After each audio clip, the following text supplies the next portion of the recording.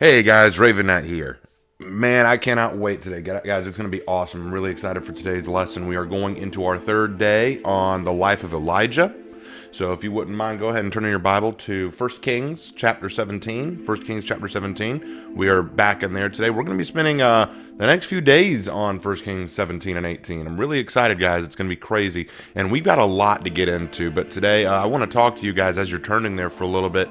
Y'all know, if you know me, that I've been a writer and a storyteller for a really long time. And if there's one thing that I think is crucially important in stories, especially in action or adventure style stories, is the importance of a quiet pause.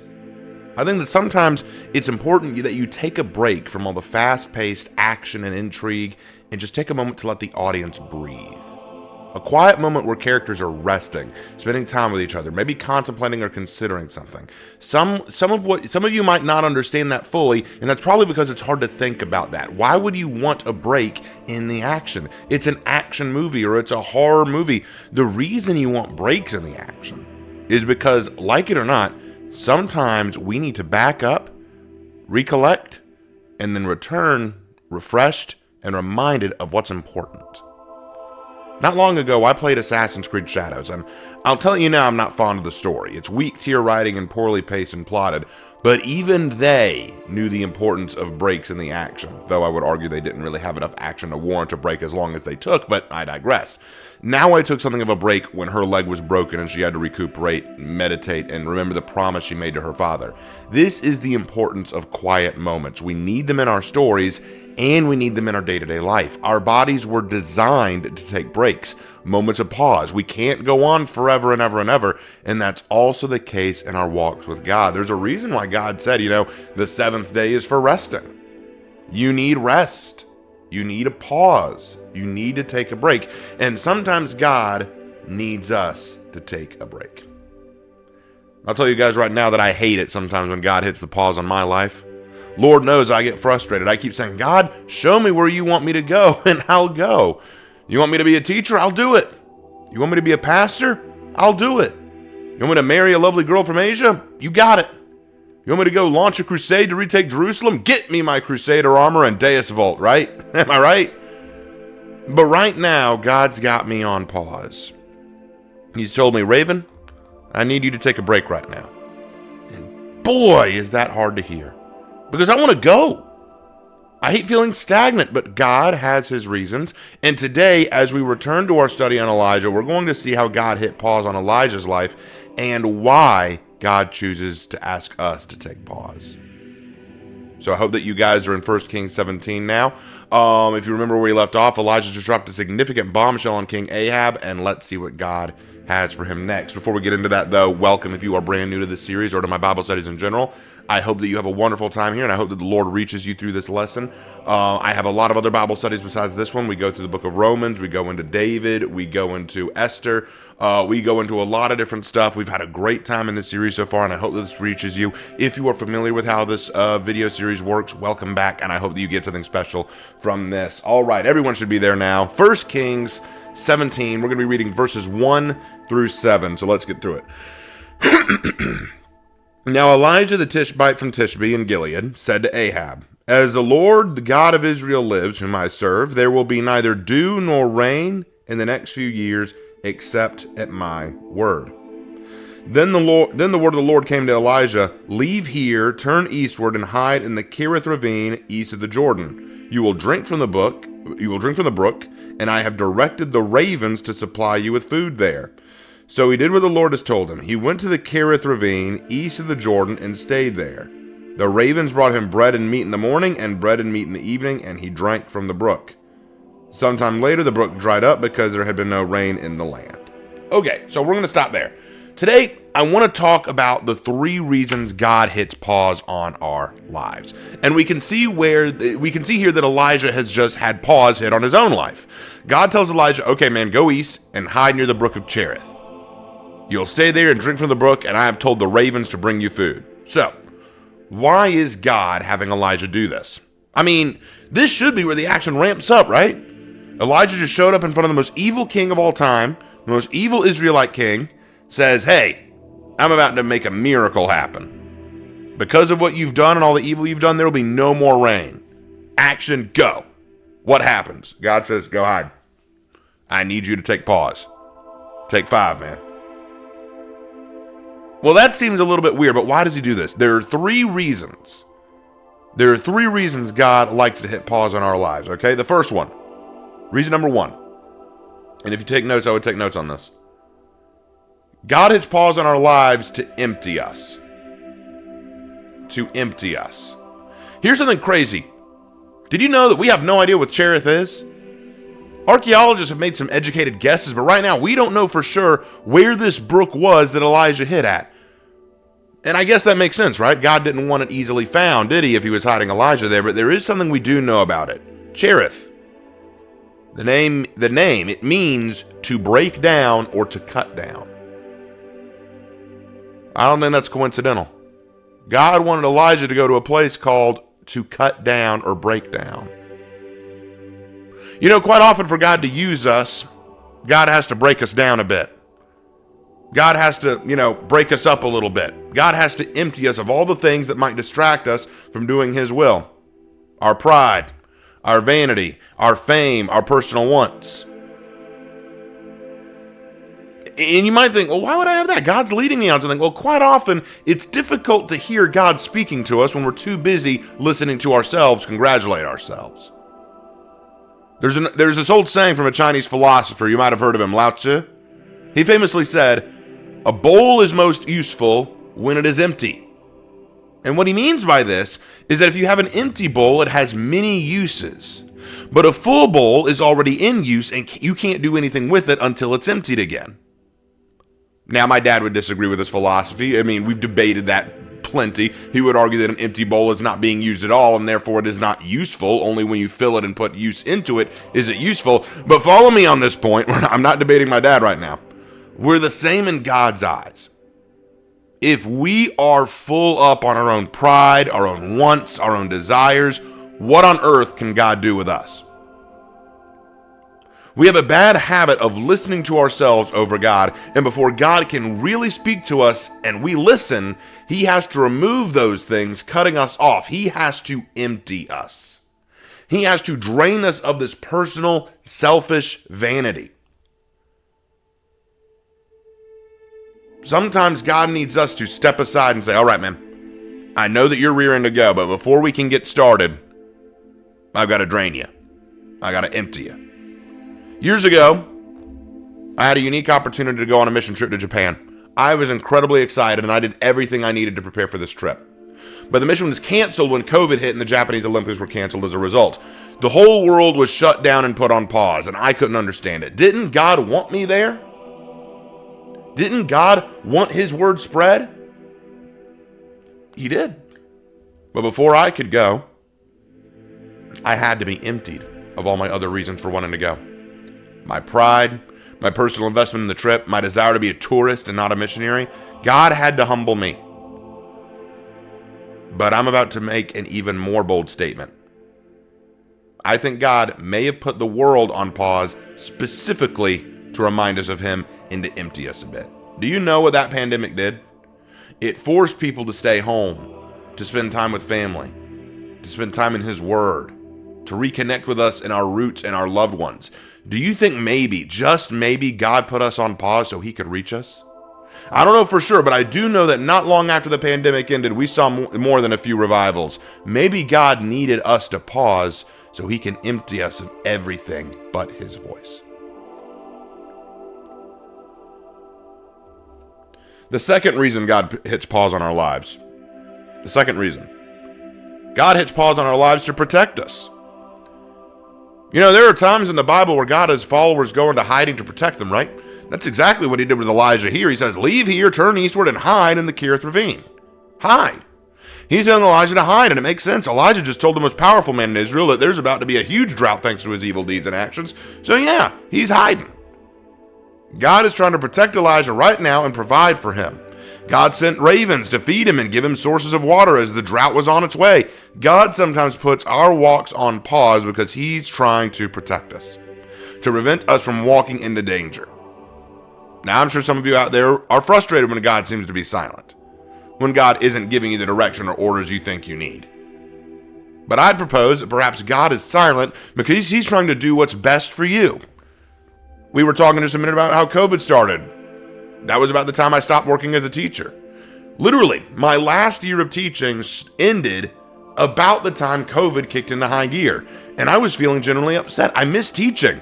Why had God put me out of the classroom? And for a long time, I thought maybe God was telling me he didn't want me teaching. But then I learned about all the difficulties of teaching in the COVID environment, all the stresses of online learning, of mask mandates, and of schools requiring the COVID shot to stay employed, and it hit me, maybe God was getting me out of trouble. Maybe God hit that pause button for me to save me, not to hurt me. Just a thought. And then number 3, the last one. God hits pause on our lives to prepare us. You want to know a common problem a lot of Christians face in their walks that we often don't think about? We start to take steps forward on God's plan before we're ready. We want to sprint down the path rather than walk it with God. You ever see a child walking with their parent and the child takes off running ahead of them? Eventually the parent has to say, hey, slow down, or hey, don't go too far now. Why does the parent do that? Because the further you get away from the parent, the less able the parent is to guide and help you. You might trip. You might stumble. You might get distracted. So sometimes we need to stop, take a breath, and let God get us ready for that path ahead rather than go running down it. You know, it's a funny story. This is a really funny story. When I was a really little kid, I live in South Carolina. We don't get a lot of snow here. But one day, sure enough, we got a snow day. I was off school. We had a snow day. And I wanted to go out and run and play in the snow. I looked outside. I saw a clean world of white. I wanted to go out and play in it. And I'm bolting to the door. I'm ready to go. My mom goes, stop. Not yet. You're eating breakfast first. Mom, nope. Breakfast first. So I go back to the table. I sit down. We have breakfast. We eat. I get ready to bolt. Nope. Come back here. You need to get dressed. Mom, come on. I'm not going to be out that long. Nope, come here. So she makes sure I have my jacket, to make sure I have my gloves, make sure I have a hat over my head that covers my ears, make sure that I have on thermal pants, She makes sure that I'm dressed for the snow. About an hour and a half after I wanted to go outside, finally Mom says, okay, you can go out and play. And I went out, I had a ball, I had a great time. Do you think I would have had such a great time if I wasn't full up on breakfast and wasn't properly dressed? Or do you think I would have come back inside miserable, cold, and hungry? The fact is, we want the rewards and the fun and the excitement of God's plan now. We see the snow outside and we say, let's go, and we take off running, but God says, nope, you're not ready. Get dressed. Eat your breakfast. But we don't want to stop. Come on, we can do it. We're ready. You're with us. Nope. Stop. Prepare yourself. Because if you go too soon, you're not ready. And God did that with his disciples. He told Paul and his followers, don't go to Asia yet. It's not time. Sometimes God says, you're not ready. This isn't the time. Hold up. I need to prepare you and prepare them. Back to the whole Japanese mission trip thing that got canceled. We can use that as an example. I think that God needed to prepare me for that. I was not learning the Japanese language yet. I had a friend over there, but I hadn't learned much of the language. I had not been to Japan yet, so I didn't know the language, so I didn't know much of the culture, and I would have been going as a tourist. I think God said, Raven, I need you to take a pause and prepare yourself. You need to grow in your faith, grow in your testimony. I need to become stronger in you, and then we can go together across the pond. God needs to get us ready to act. And Elijah here is in that same boat. Right now, Israel isn't ready to listen to him. Right now, Ahab wants him dead. Israel is in a state of upheaval. No one is ready for what Elijah has to show them yet. So they need time. They need to be prepared. And Elijah needs to be prepared too. And you're probably thinking, well, what does Elijah need to be prepared for? What on earth does he need to be prepared for? Look carefully at what happens. It says here, you will drink from the brook, and I have directed the ravens to supply you with food there. You're going to drink from a brook and have ravens feed you. Ravens are considered unclean animals in the Jewish tradition. Elijah's a prophet. According to Jewish law, prophets are supposed to be treated really well, but he's having to be fed by ravens? Really? Maybe God is teaching him something through this. Maybe he's teaching us something through this. Sometimes God's salvation, sometimes God's messages come from the most unlikely places. We're going to see next time when we get back into this, we're going to see next time God bring that out fully. Because we're talking about Elijah and the widow of Zarephath, but we'll get to that next time. But God may be teaching Elijah something here too by saying, "No, I need you to hide, and I'm going to feed you with ravens." God, can't you send me something a little better? Like maybe a clean thing? Maybe you could send me, I don't know, an angel bringing me this food? I'm sending ravens, man. Represent my ravens, okay? Anyway. This isn't the first time God has done this, God has put pause on a lot of people's lives in the Bible. 40 years in the desert that Moses and the Hebrews went through. That was a pause, right? 40 days Jesus spent praying and fasting in the desert when he was tempted by the devil, right? How about the years of exile the Hebrews went through under Babylon? The years of Roman subjugation while they waited for the Messiah. God has always found times where he felt the need to hit pause for his people to get them ready. A mindset has to change for us and for those around us. The Hebrews, when they came out of Egypt, had a very defeated attitude. They showed up at the promised land and were scared to go in because of all the big, bad civilizations already there. So God said, all right, we need some time to correct that mindset. I need to empty you of your fear and your slave mindset. I need to protect you from those civilizations that you're so scared of.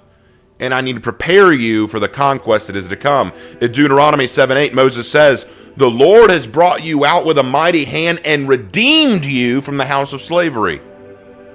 He didn't just bring them out, he redeemed them. He altered them from slaves to freed people. And that mindset has to be changed as well. You can't just take an abused dog off the street and have it immediately trust you. The mindset for the dog has to change, and it was the same with the Israelites.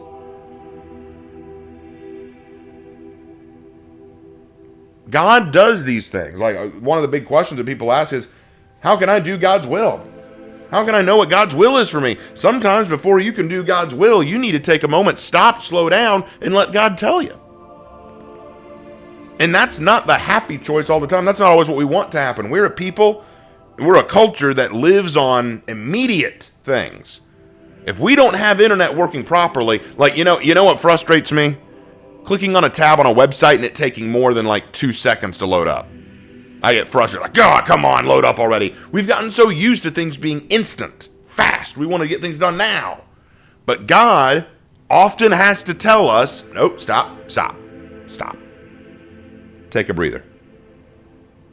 Because God has to empty us, protect us, and prepare us.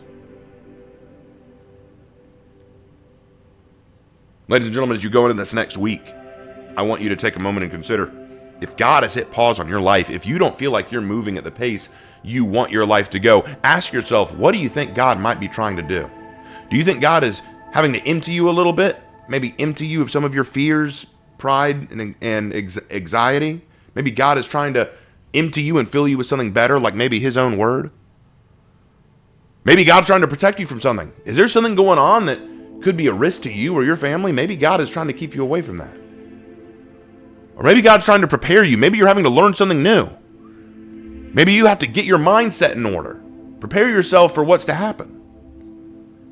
Before you get upset with God and say, God, why am I not moving? I want to get going now. I just want to do your work. Maybe God is being that parent that says, no, stop. I need to prepare you. I need to protect you. And I need to empty you. Having a relationship with God, because that's the goal of the series, is to understand Elijah's relationship with God.